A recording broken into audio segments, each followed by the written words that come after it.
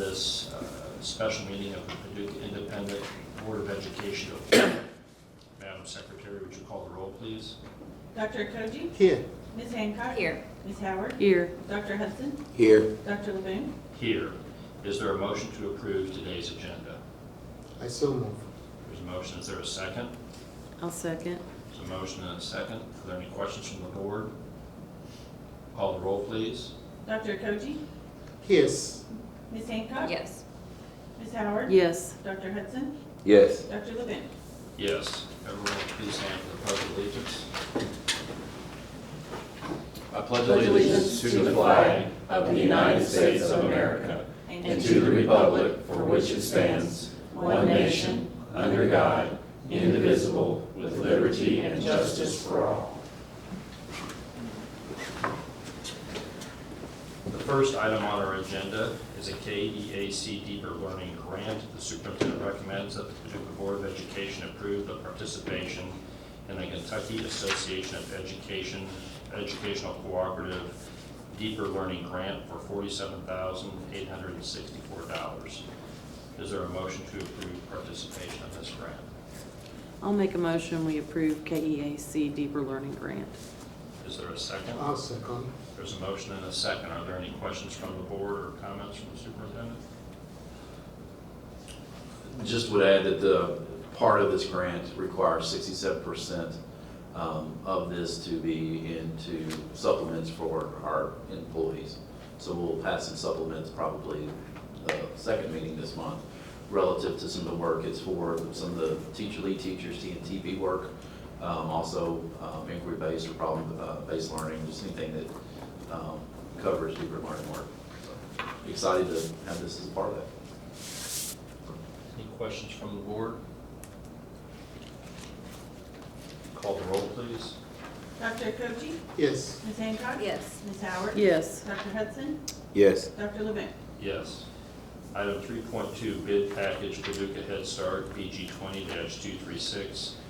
The superintendent recommends that the Paducah Board of Education accept bids and award contracts and purchase orders for base bid plus alternates 1, 4, 5, 6, 7, 9, and 10 as per the attached contract summary, subject to the approval of the Kentucky Department of Education, Division of Facilities Management, and reject bid packages 025 landscaping bids. Is there a motion to approve item 3.2? I'll make a motion to approve item 3.2. Is there a second? I'll second. There's a motion and a second. Are there any questions from the board or other presentation regarding this? Matt Gum from Alliance, our construction management firm, is here, so obviously he's running point on this for us, so if there's any questions, I think he can answer those. Yeah, the packet in front of you, just real quick to let you know what you're looking at. The front page is motion items that we will need that are covered, that you've already taken care of mostly. But pages 2 is a summary of the bids. So this here shows you bids received, who the bidder was. The ones in red are the ones that are accepted. So you can sort of go down through and see that bid package 1010 site excavation is Central Paving, and you can see their bid amount. Usually in the past, the process that you all have used in your construction process is the architect puts it out and you receive one bid, and then you all approve that one bid based upon receiving competitive bids for the whole. Our process that we're doing on this one is, as construction manager, we get to bid out each individual package, and that's why you see multiple bids, which end up totaling up to the total amount of the bids received. So we have a separate site excavator, a separate paver, a separate landscaper, a separate general trades, and so forth, which total up to the grand total of the bids received. That grand total of bids received then moves over to the BG1 and creates that total as we move forward there, which is on the back of the book for that BG1. So as you can see, there are alternates that are accepted. Alternates 1, 4, 5, 6, 7, 9, and 10. I can go over each one of those if you so choose, if you know them. One is your indoor facility. 4, when I came to you in December and spoke with you, we talked about items that we wanted to reduce to potentially reduce cost. That was a change in a roof, small roof structure system, a flat roof. All it was a change in manufacturers. Item number 5 was the change of the roof from metal roof to shingle roofs. And it was about $1 million deduct, so it was one of those things that was definitely worth taking that $1 million deduct. Item number 6 are the panels on the roof, on the side of the building, the panels that were along this building. The architect had those drawn in different towns.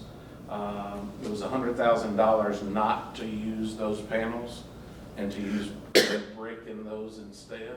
So this calculation has that included in it. Currently, instead of the panels, it would be colored brick.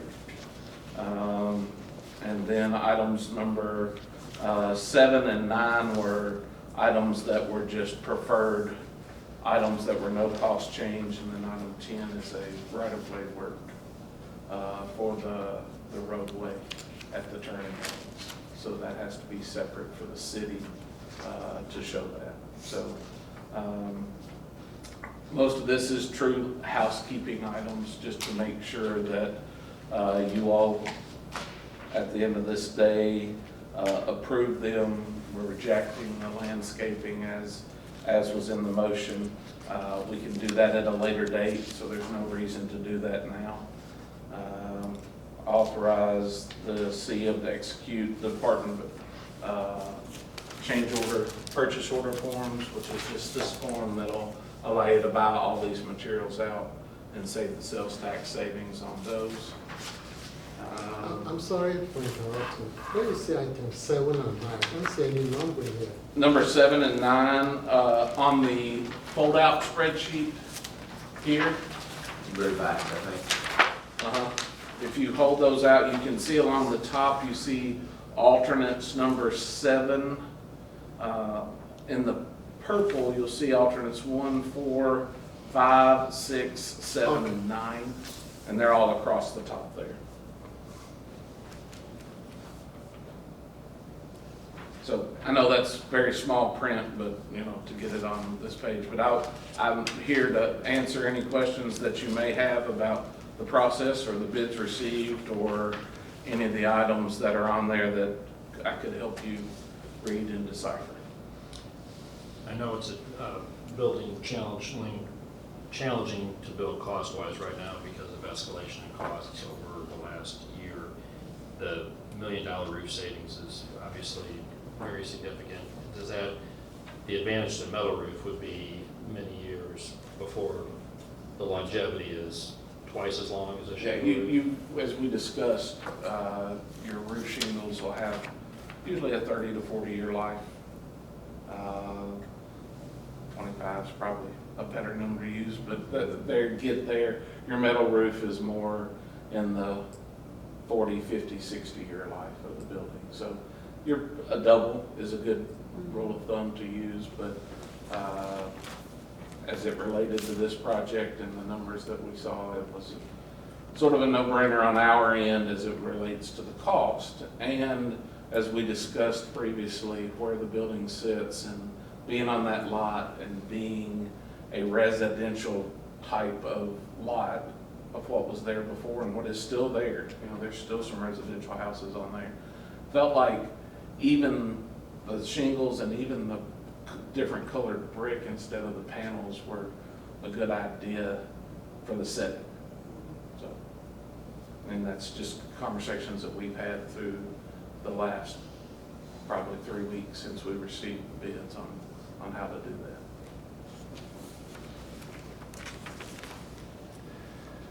Are there other questions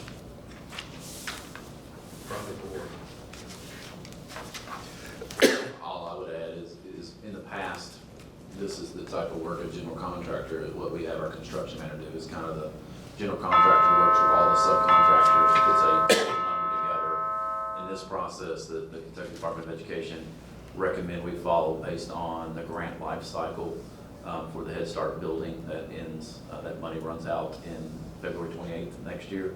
That this would speed us up and save costs effectively in the long run. I would also add the soil stabilization or the over at the site where we started phase 1 work, that is complete, correct? And so most of your change orders come from getting out of the ground. And so we're already to that point right now. I think we're letting it settle at the moment. And so we've so far spent only $8,000 roughly in contingency. So there's a big contingency number there that we could use in the future if the board so chooses to address some other things that we might want that can be added along the project. We're just gonna have to wait and see as we do that, but we feel pretty good at this point. We're usually about 1%, 1.5% of that contingency from this part on the project.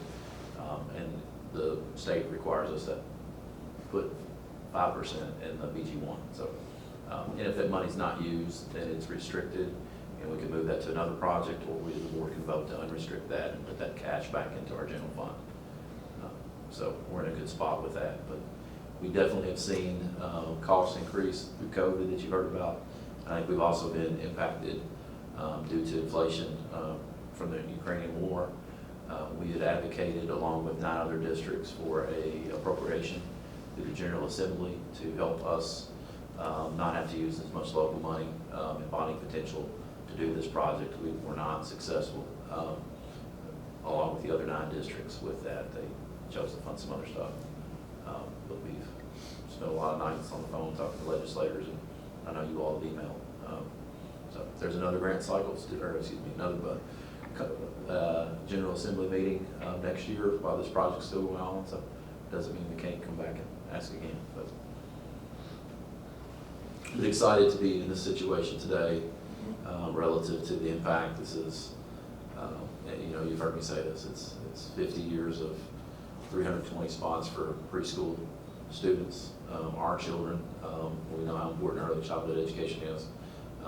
So that's huge. And then how we envision how it works with Tillman relative to our pipeline to education and the partnerships that we're building there.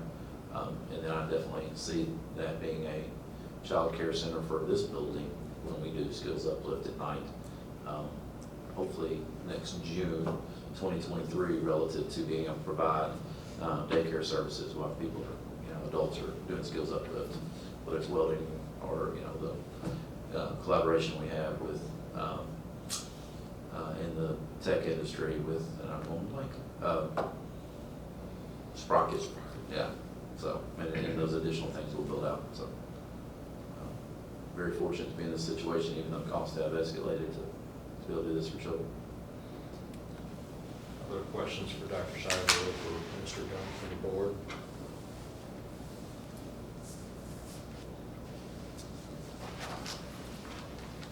If not, have Secretary call the roll, please.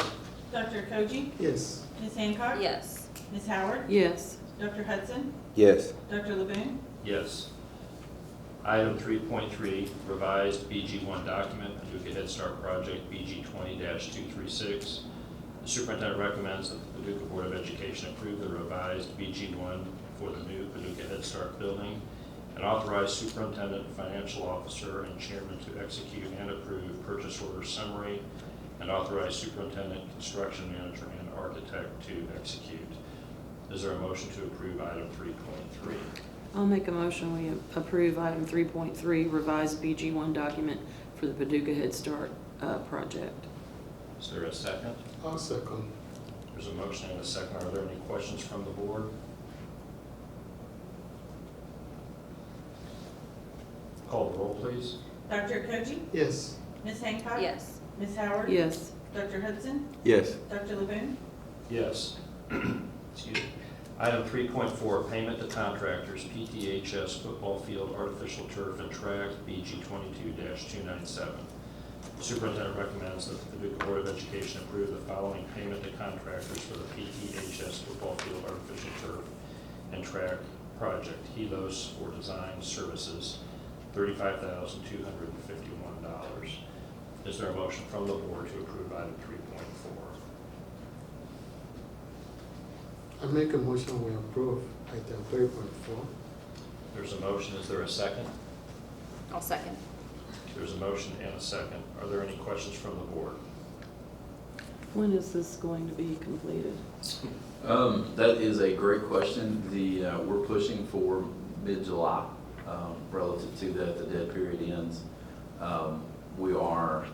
Last board meeting, you all approved the drawings. They were submitted to KDE on that Tuesday. They have a 10-day turnaround on the drawings. We just got some questions on that this morning. And this effectively pays Hellas for their engineering fee for putting the drawings and specs together. So we expect an answer next week on if they're approved. There's some additional information they asked for today. Once that happens, we anticipate using a purchasing cooperative for the entire project is what we're working towards, and that's what we're waiting on from KDE. So there's a little bit of time through the construction people to give you an exact date, but our graduation is set for May 26th, that Thursday night, and so we would hope to start that next week. If not, maybe a little earlier, depends on, sometimes graduation has to go into the gym, so we've got to look at that. So that's where we anticipate being completed is early to mid-July. Construction projects sometimes take a little bit longer than that. I've told them we can turn some lights on and work late into the night to make sure we get it done, so we can practice on it in July and get ready for games in August. Are there any other questions from the board? Call the roll, please. Dr. Koji? Yes. Ms. Hancock? Yes. Ms. Howard? Yes. Dr. Hudson? Yes. Dr. LeBoon? Yes. Item 4.0, discussion. Any items for open discussion?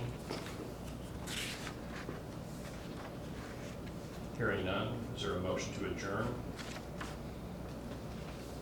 So move. Is there a second? I'll second. There's a motion and a second. If there's no questions, call the roll, please.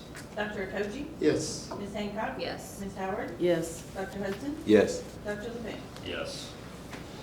Sean, you got something for y'all? Thank you all for coming in today to make sure we don't lose any time on this. Yes, appropriate. It's kind of cool.